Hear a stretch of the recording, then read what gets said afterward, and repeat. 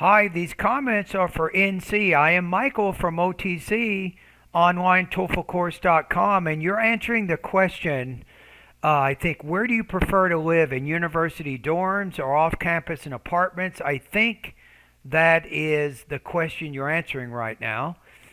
And yesterday, my goodness, you got a 4.0 out of 4, 30 points out of 30 on an independent speaking task. So, what can you do today to top that? Nothing, right? I don't know. Let's see how you did on this one. Okay, so I have the rubrics here. I have your speaking practice test right here. So maybe as I listen to it the first time, I'm going to kind of look at the rubrics and try to get a sense of where you lie on the spectrum of the scores. I prefer to live in university dormitories than live off campus in apartments. First of all, living in dorms and campus is convenient because the dormitories are located close to the facilities. For example, if I take an 8 a.m. class, I will be able to get to class on time even when I wake up at 7:30 since it'll only be a 5-minute walk to class. On the other hand, living off campus in apartments is inconvenient because apartments are located further away from the school.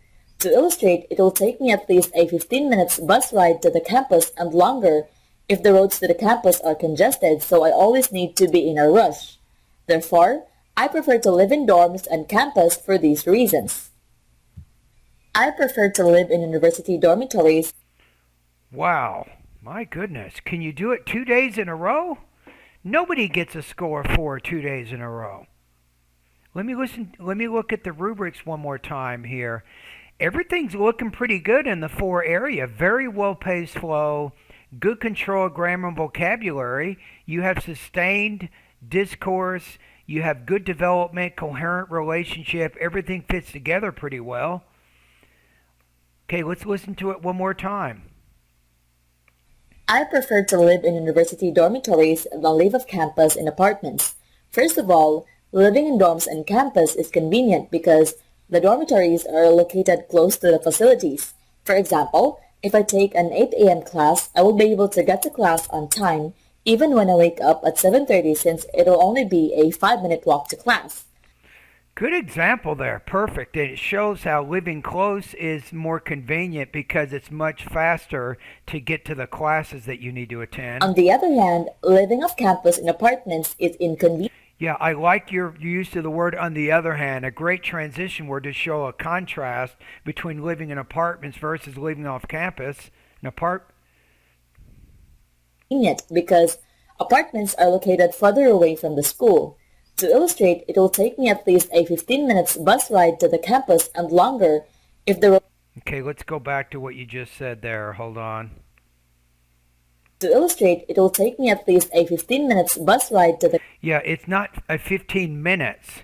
It's a 15-minute bus ride. In that case, you're kind of using minute in an adjectival position so it doesn't take the plural s. So let me give you an example. If I say that student is 21 years old, then I could say that is a 21-year-old student. So the S kind of disappears when I put the word in front of the noun. campus and longer if the roads to the campus are congested, so I always need to be in a rush. Therefore, I prefer to live in dorms and campus for these reasons. I prefer Good. So you're almost not quite a robotic kind of response. Be careful. Make sure you blend those words within your thought groups, but you are fairly natural sounding. You're changing your tone. You're speaking quickly. Everything's organized. You have specific examples in there to illustrate your points. I don't know. Rubrics don't lie here. I don't like to give high scores because I know how difficult the TOEFL is. I think that you're pretty close to a 4.